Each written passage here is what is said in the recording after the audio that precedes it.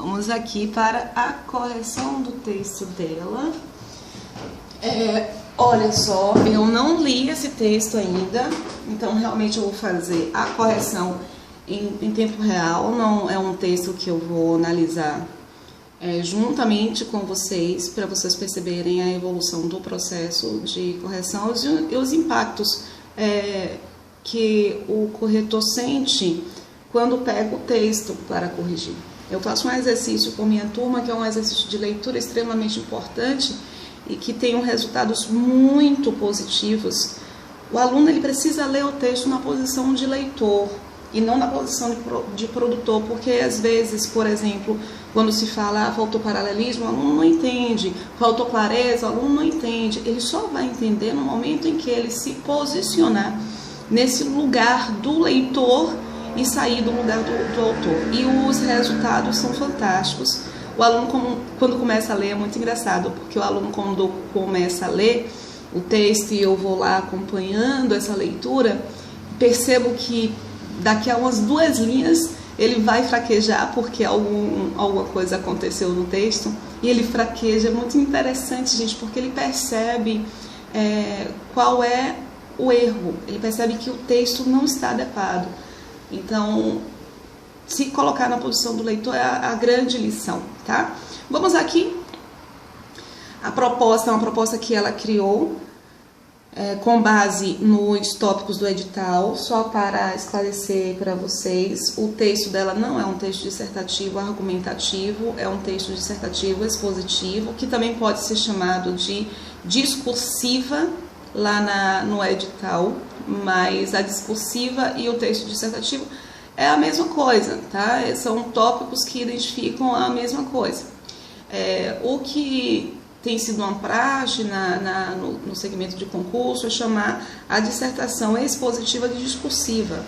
Mas para, por exemplo, o concurso da Polícia Civil aqui da Bahia, eles chamaram de discursiva, mas eles estavam requisitando uma dissertação argumentativa, e isso deixou alguns candidatos louquinhos, porque eles acharam que iriam encontrar uma proposta discursiva expositiva, porque viram a terminologia no edital, e quando nós fomos analisar o edital, detalhar o edital, nos deparamos com a identificação de texto dissertativo argumentativo. No caso desta queridíssima aluna, ela está numa proposta discursiva expositiva ou dissertativa expositiva.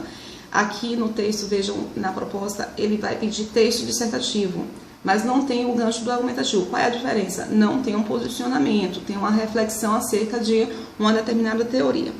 Redige um texto dissertativo acerca da resolução número 141/2010. Ao elaborar seu texto, aborde necessariamente os seguintes aspectos. Isso aqui é a coisa mais linda que você pode encontrar na prova para concurso público. Não tenho visto ainda em vestibulares, mas é a coisa mais linda. Os tópicos que você precisa analisar. O que dispõe a resolução, obrigatoriamente tem que apresentar no seu texto. Quais os deveres do transportador em decorrência de atrasos e cancelamento, interrupção de voo, e quais os tipos de assistência prestadas e em quais situações. Só para esclarecer para vocês, o texto dela é um texto de treinamento para o concurso da ANAC. Vejam, 3 tópicos, e durante as nossas conversas havia muita resistência da parte dela em largar aquele padrão de formato, não é? O formato padrão da dissertação. Então ela queria fazer a introdução, 2 desenvolvimentos, uma conclusão.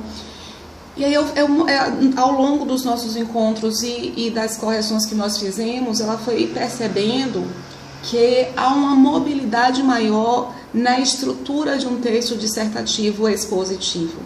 Como aqui eu tenho 3 tópicos, a expectativa é que haja pelo menos 3 parágrafos. É uma coisa que você não pode fazer na dissertação argumentativa.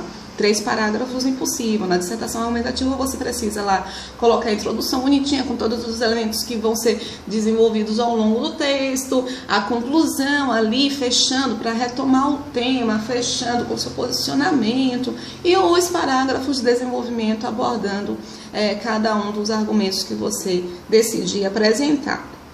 Mas num texto dissertativo expositivo, em que ele manda você obrigatoriamente desenvolver tópicos relacionados aos aspectos aqui, parágrafos relacionados aos aspectos, você não precisa seguir isso, você precisa seguir a apresentação que ele lhe apresenta. Então eu fiquei muito feliz, querida aluna, que eu não vou citar o nome, a pedido dela, fiquei muito feliz porque ela acabou fazendo um texto logo na estética, um texto com 3 parágrafos. Aqui é o último parágrafo, o segundo parágrafo e o primeiro parágrafo. Eu pensei, nossa, ela realmente internalizou o processo, deve ter ficado legal. Esse texto, inclusive, foi um texto que ela me mostrou no último encontro presencial que nós tivemos. E para esse tipo de produto nós podemos ter encontros online, ao vivo, assim como uma aula particular mesmo, que o aluno expõe as suas considerações, as suas dúvidas, ou um encontro presencial. As correções aqui em vídeo eu tenho gostado muito. O que acontece com essa aqui? Ela me apresentou, ela falou no último encontro, Rose, olha essa redação. Eu falei assim, ó, reescreva de acordo com tudo que nós vimos. Veja se é necessário juntar os parágrafos. Se for necessário, junte. Ela não queria muito, não. Ficou com preguiça. Mas eu vi que ela fez e eu fiquei muito feliz, né, por ela ter feito. Vamos aqui fazer a leitura. A cada parágrafo, faço a leitura do parágrafo inteiro, depois eu volto e vou fazendo a análise das considerações. A Resolução 141/2010 dispõe sobre as condições gerais de transporte aplicáveis aos atrasos e os cancelamentos, desculpa. É uma coisa que eu já pedi também para prestar atenção na letra, mas tem um erro de gramática. Eu vou voltar para fazer a leitura, porque o erro de sintaxe aqui fez com que o texto ficasse lento. Você vai perceber isso quando você fizer a leitura em casa. Porque, como eu falei durante as nossas conversas, o seu cérebro para no momento em que houve o erro, para tentar desvendar aquela relação. Aí você continua a fazer a leitura e o seu cérebro não acompanha junto, não. Ele empaca, tá? Vou voltar aqui, vou tentar não fraquejar mais. A Resolução 141/2010 dispõe sobre as condições gerais de transporte aplicáveis aos atrasos e os cancelamentos de voos e as hipóteses de preterição de embarque de passageiros, além de outras providências. Portanto, essa resolução define os deveres dos transportadores do setor aéreo, bem como os direitos reservados aos passageiros. Ok. Veja que eu voltei a fraquejar. Mas por que eu voltei a fraquejar? Porque tem um problema de regência aqui complicado, que rompe a questão do paralelismo sintático. Paralelismo, para quem não sabe, é a equivalência entre as estruturas. Você tem que perceber quais são as estruturas que estão ligadas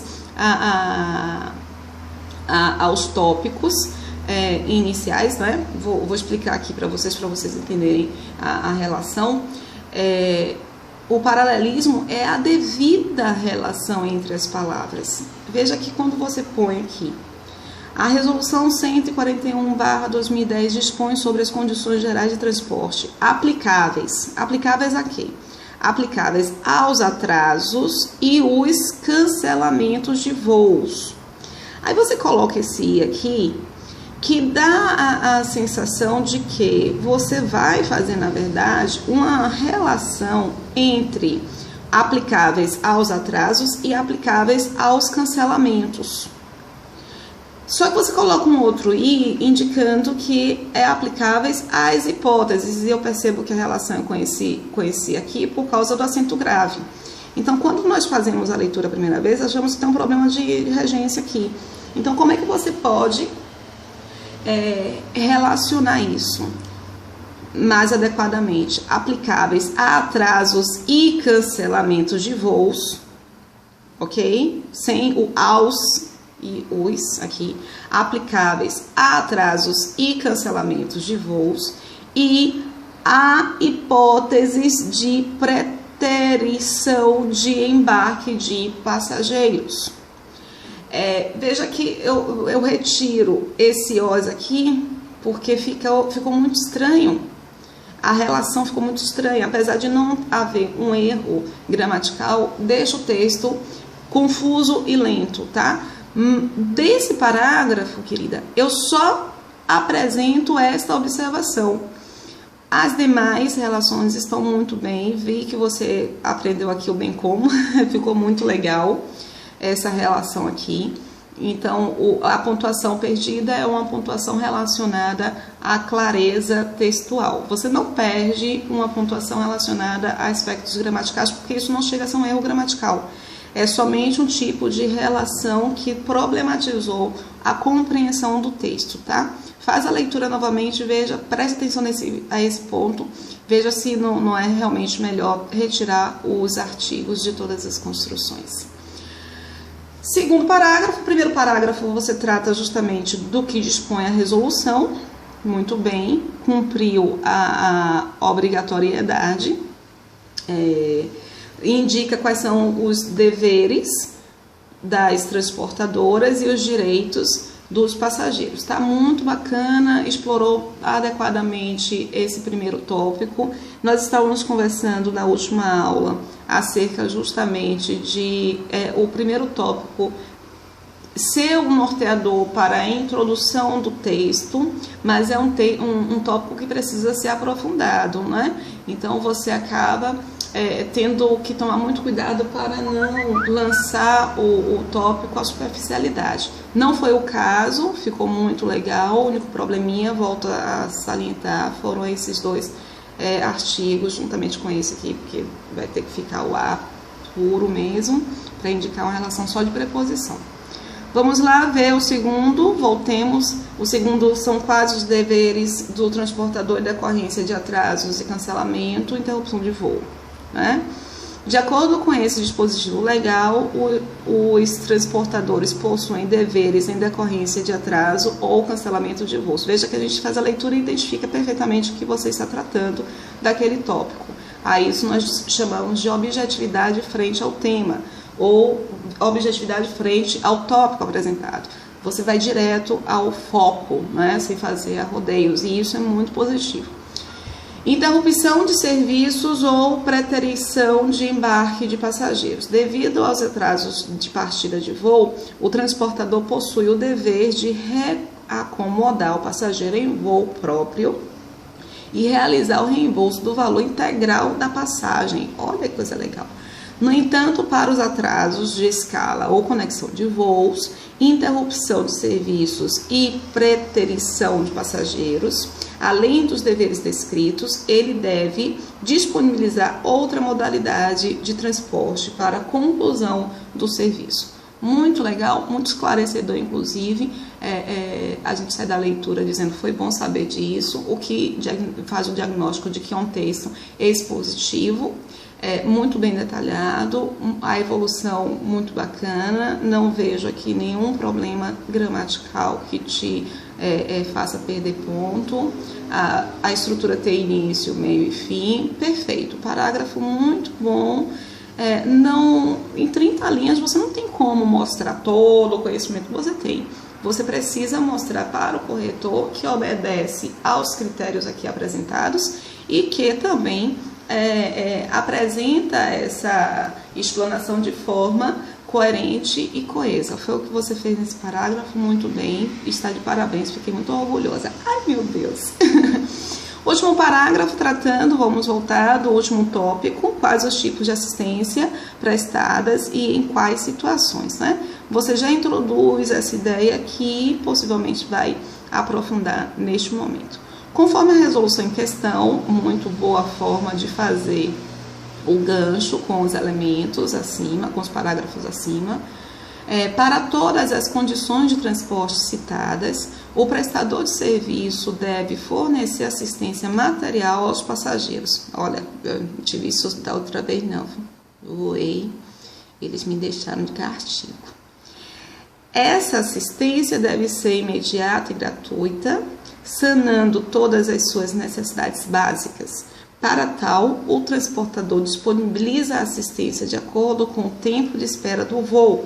Para tempos de espera superior a 1 hora, ele deve oferecer meios de comunicação. Quando superior a 2 horas, tal transportador deve fornecer alimentação ao passageiro.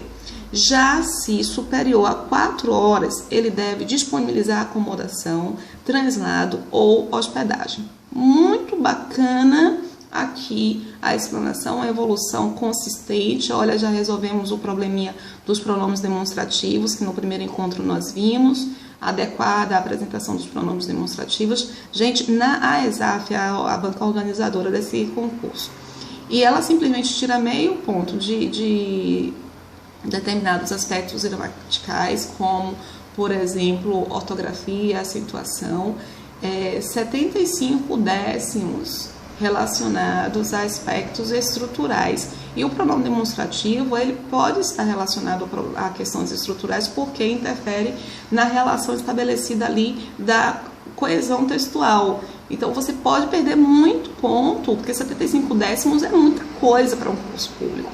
Esse texto, por exemplo, em que a gente só vê um erro gramatical aqui no primeiro, um erro gramatical não, um erro de clareza textual aqui, é um texto que na sequência você não vê outros erros. Então, significa dizer que um candidato que esteja apresentando algo parecido com o que ela está apresentando, mas já tenha 2 erros, um erro de gramática, de acentuação que seja, você não pode desconsiderar. É muita coisa. Então, a atenção é muito importante. Fiquei, querida aluna, da qual eu não vou citar o nome, eu gostei muito do resultado, gostei muito dos nossos encontros, eu achei... porque a gente sempre acaba aprendendo muito fazendo a assessoria de um aluno. Aprende muito com você em termos de explanação, esclarecimento da forma, não é, como eu apresento a técnica. Estamos juntas no domingo, aí eu vou torcer por você, pelo seu sucesso, não por sua sorte, porque sucesso é para quem se preparou e sorte é para quem não sabe nada. Beijos. Ai, tchau, tchau, tchau. Beijos para você e beijos para quem estiver assistindo esse vídeo. Se gostou, dá um like, se inscreve no canal, tem outras dicas também para a língua portuguesa. Me acompanha aí. E se quiser um apoio, se quiser ajuda, manda e-mail para soportugueseafins@gmail.com. Beijos.